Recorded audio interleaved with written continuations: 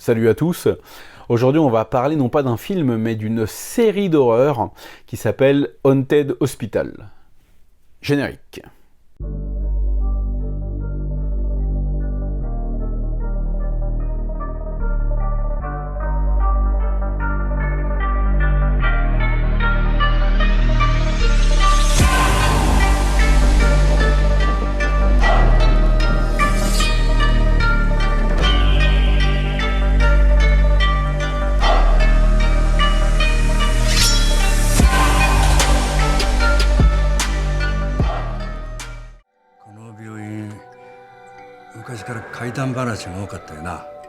そんなのただの噂話ですよ。急病棟がお化け屋敷って呼ばれたの知ってたんだから、幻覚を見てもおかしなことじゃない。どうして急病棟はあのままで壊したりしないんですか？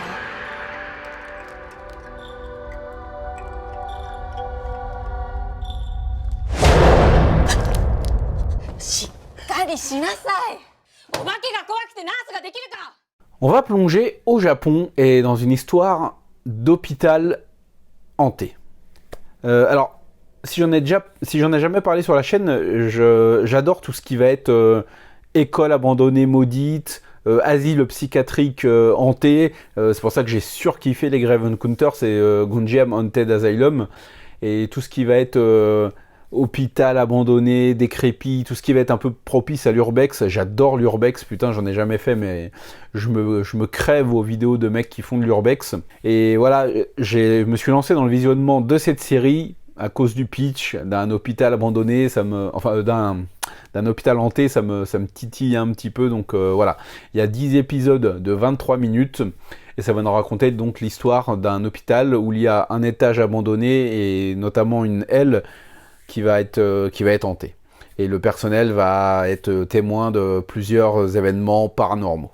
Alors, comment dire, j'ai pas particulièrement apprécié. Il n'y a pas énormément de budget. Les acteurs jouent de manière plutôt correcte. D'ailleurs, spéciale dédicace à l'héroïne qui est... What the fuck? Elle est complètement en mode... je veux déranger personne, j'ai des dons, mais surtout, ne vous occupez pas de moi.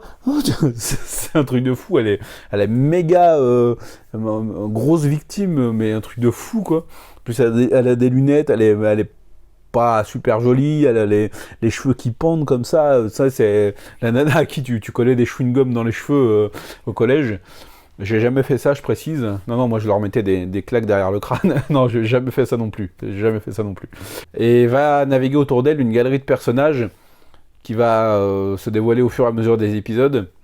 Alors on va avoir plusieurs épisodes concept qui vont se concentrer sur l'histoire de certains personnages, notamment de la meilleure amie de l'héroïne ou d'un patient de l'hôpital, que j'ai trouvé globalement plutôt réussi. Je me suis pas ennuyé, j'ai trouvé ça plutôt correct, assez bien raconté. Et j'ai trouvé que globalement la série était plutôt généreuse en scènes d'horreur.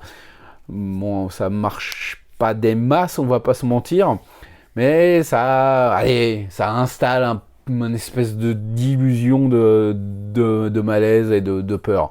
Voilà, franchement pour moi il y avait vraiment mieux à faire. Après voilà, c'est une série télé japonaise. Il n'y a pas énormément de budget et ça essaye de rester cohérent dans l'univers qu'il crée, donc je vais pas trop tirer sur l'ambulance. Ça part un peu en couille dans les derniers épisodes au niveau de l'histoire et j'aurais aimé justement que ça y aille à fond, quoi, mais voilà, le budget est limité, le nombre de figurants, ça permet clairement pas de grandes envolées de scènes. Donc ça reste un peu trop sage et globalement la série est vraiment safe. Je me suis jamais vraiment senti mal à l'aise et je vais être honnête avec vous, voilà, il y a 10 épisodes de 23 minutes. J'ai mis à peu près 3 semaines à la finir, à peu près. Voilà, je regardais un épisode de temps en temps, et voilà, à la moitié de l'épisode, je tamponnais mon écran pour voir combien de temps il restait, parce que j'étais pas à fond dedans, et j'ai eu du mal à être pris dans l'histoire globalement. Donc voilà, je vais pas vous recommander cette série, c'était une curiosité, j'étais curieux, j'ai regardé, c'est pas du tout extraordinaire, ça se regarde, mais allez... 4,5 sur 10, on va dire. Je tenais quand même à en parler, voilà.